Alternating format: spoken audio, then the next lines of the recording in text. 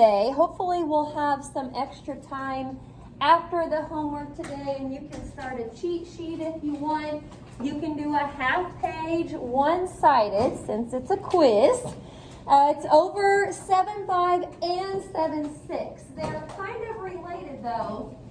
It's all just exponential and logarithmic equations.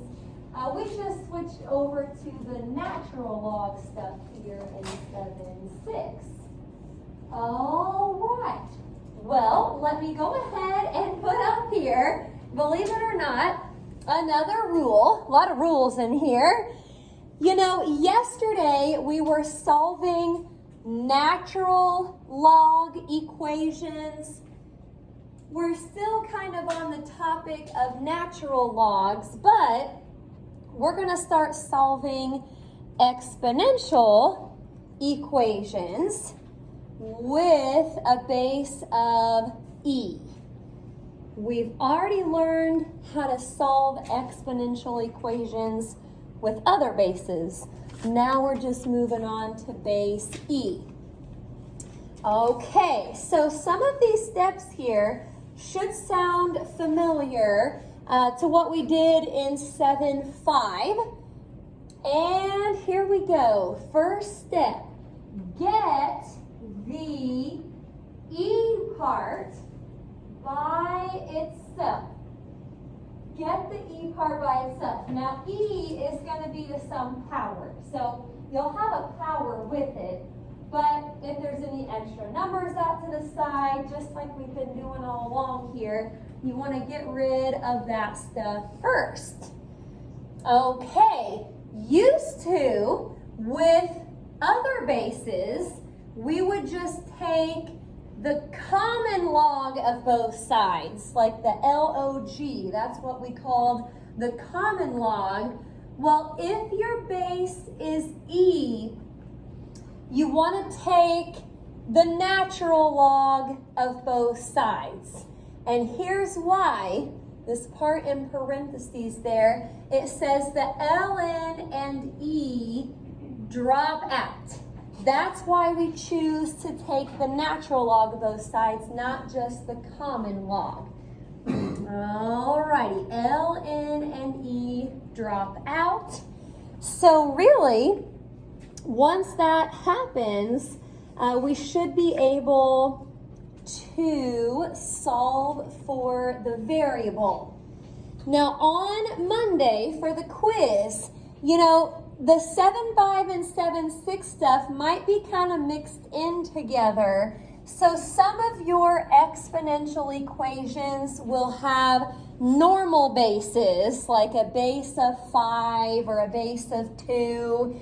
Other equations will have a base of e.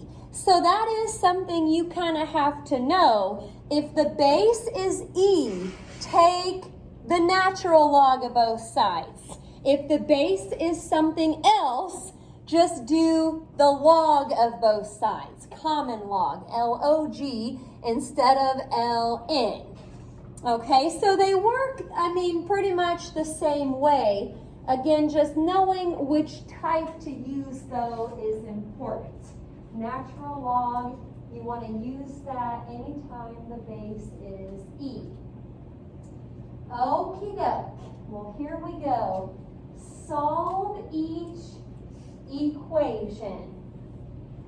Solve each equation, and we're going to round to the nearest 10,000. So 4 places. Okie doke. I'll go ahead and put the first one up here. Number 1, it is e to the x power, and it equals 5. E to the x equals 5. I want to figure out what x is. Now, if they gave this to me, and let's say you were adding 5 or some other number, or maybe the exponential part was being multiplied by something, That's all stuff that you would want to get rid of first. That's step 1. But this is already by itself, so we're going to go on to step 2, which says to take the natural log of both sides. Okie doke. So it's just like what we did with the common log. When you take the natural log of both sides, you're pretty much just going to write ln in front of the left side and then in front of the right. So again, ln is used here because the base is e. Now, we do that because, like the step said, the natural log and the e are going to drop out. So this x right here, that used to be an exponent, is not really an exponent anymore. It just comes down and becomes a normal variable. And it says that it equals the natural log of 5. We should probably type in the natural log of 5 to our calculator to get a decimal form. It does say to round, so we're going to see what that is as a decimal. Alrighty, and that's all you got to type in, natural log of 5. Wherever you found the E button yesterday, the ln should be somewhere close to it. Now, your calculator probably sets up parentheses. When you're just typing in one logarithm like that, you don't really have to close your parentheses. Now, if I had to type in natural log of 4 divided by the natural log of 2, let's say, in that case, I would have to close them before I did anything else. But like I said, if it's just one logarithm, you can get away without closing them. And so there it is. To 4 places, it'll be a 1.6094. I want to show you how you can check it real quick. If you plug that back in for x, it would say e to the 1.6094 power. Let me do that. E to the 1.6094 power. It's not 5 exactly because we rounded, but it should be pretty close. So again, all of these can be checked. You don't have to show that part. All right, any questions? Yes. Need to find it? Okay, let me come around here. So, Ellen, there she is. Yeah, that's okay. So that should work there. Anybody else? Questions? All right, let's go ahead and try another one. Example 2. Here we go. E to the x over 3 power equals 7. X over 3 is the power. Now, the E part is by itself here. There's no extra numbers besides what you have in the exponent. So let's go ahead and take the natural log of both sides. Hey, one of the most common mistakes with these that I've seen is we kind of get in a hurry. We do the ln over here so it crosses out, but then we forget to take the ln of the right side, and that's a bummer. So it's an equation. Just remember, whatever you do to one side, you have to do to the other. This ln right here does not just drop out. I actually might type this into my calculator first. So I'm just doing natural log, hello calculator, there you are, natural log of 7, and I won't round it yet. Like yesterday, I want to try to save the rounding for the last step. What is the last step here? Yeah, it's being divided by 3. So let's just go through and multiply by 3. So whatever you had from the natural log of 7, that number gets multiplied by 3. Now I'm thinking about those of you who may want to try to type it in all at once. I would hit enter before you multiplied by 3. Let me just see what happens here if I type in natural log of 7 divided by 3. Or actually it should have been multiply. So let me try that one more time. Natural log of 7 times 3. That's not going to give you back the same thing. So either hit enter before you multiply by 3 or close the parentheses before you multiply by 3. That should be fine. But if you don't close the parentheses, it probably won't give you back the right answer. Okie dokie. Questions about number 2? We're moving here. All right, number 3 is up there. And it says e to the x plus 2 power minus 4 equals 9. E to the x plus 2 minus 4 equals 9. What should I do first here? Yes, add 4 to both sides. That is the first problem where we've actually had to do step 1. Get the e part by itself. Now that I've done that, it's going to be a good idea to go natural log here, not common log. Natural log since the base is e. So I do that. Now I'm nervous right here. It's x plus 2. But as long as I type it into my calculator correctly, everything should be fine. Natural log of 13. Again, I just would hit enter after that so I don't do anything wrong with my parentheses. That is like a 2.5649 blah, blah, blah. But I still need to subtract 2. So that'll get you down to a 0.5649. That one would be maybe a little harder to type in to check, but you could do that.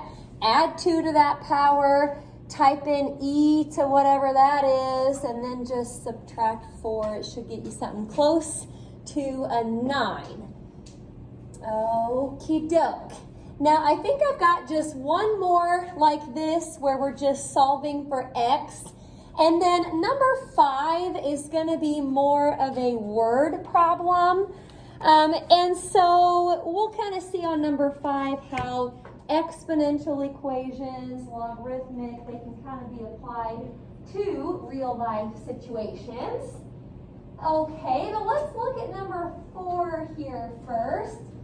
It's got 2 minus e to the 4x equals 0. You don't have the e part by itself, so that's going to be the first thing I do. I, in the PowerPoint, subtracted 2, and then since this was still negative, I went ahead and divided by 1 to fix the negative. Looking back, it may have been even easier to just add that e part over to the other side, but this will work too. So by the time you fix those two things, you should have e to the 4x equaling 2.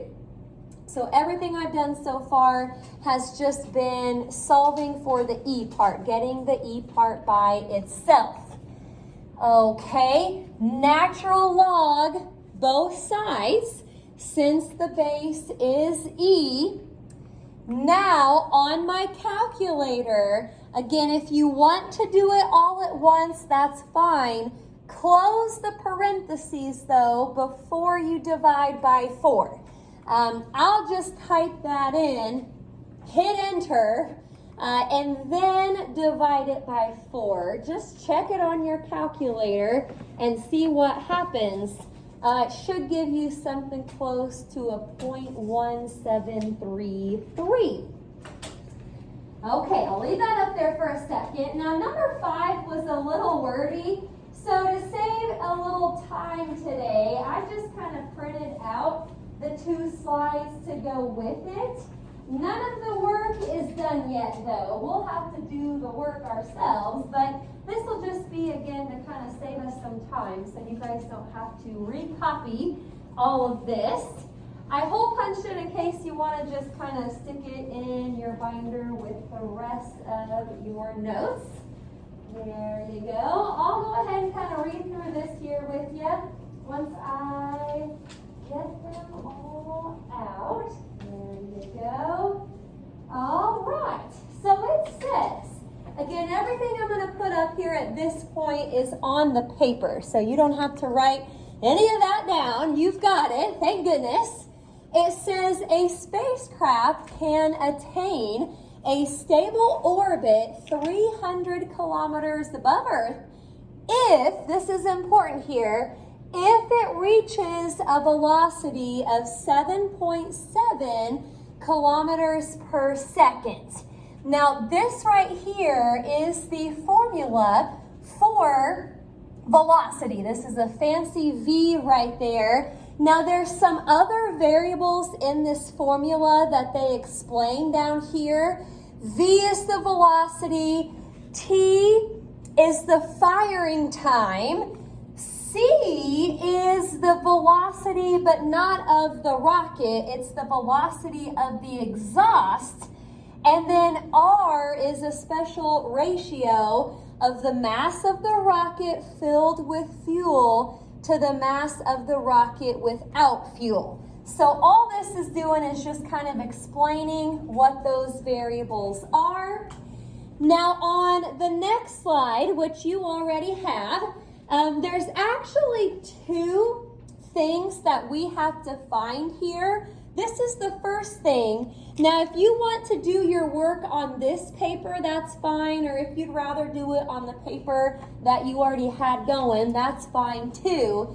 But it says, find the velocity of a spacecraft, that would be V, velocity of a spacecraft, whose booster rocket has a mass ratio of 25, firing time of 100 seconds, exhaust velocity of 2.8.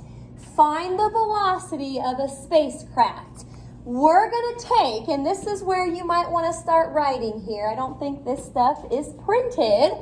So we're going to take this formula that they gave us earlier, and again, we're finding V. We're trying to find V. And although this example is kind of intimidating because of all the wording and stuff, this is pretty much just a problem that we'll have to fill in and probably type in. So let's get to it. The T here, firing time, is 100. So I put in a 100 for T. It also said that the mass ratio was 25, so there's that. And it also said the exhaust velocity, remember they told us what those variables represented on the other slide. The exhaust velocity was the C, and that is 2.8. So if we can just figure out what all of that equals, that should give us our velocity for the entire rocket. Now, again, it depends on your calculator as far as what you can do all at once. You might be able to type all of this in at once. I'm going to try to do that. Negative 0.0098 times 100. I'll just do the parentheses like they had. And then plus 2.8, and then it was natural log of 25. Since I'm not typing in anything else after the 25, I probably don't have to close the parentheses. And I think I kept 4 places just like we've been doing with the rest of the problems. So it's like an 8.0329. We're going to have to round that up. Okay. Now I also put up here the same kind of units that they used for the exhaust velocity. This is velocity for the whole rocket. And so kilometers per second is still our units. Now the last part here, there's one more question. Do you have any questions, I guess, up until this point? All right, the last thing, it says, can the spacecraft attain a stable orbit 300 kilometers above Earth? What do you think? Yes or no? Yes. If you go back to that first slide, remember it can attain a stable orbit if it reaches a velocity of 7.7. Since our answer here is above 7.7, we can say yes. You probably don't have to put that whole sentence down if you don't want to. Just yes is fine for the second part. All righty, any questions about number 5? I think you've got something kind of like that in the homework, so that should help you there. Okie doke, this is A94 on the board. From page 481 to 483, we're going to do 29 to 39. And then 72 and 76. It's not 72 through 76.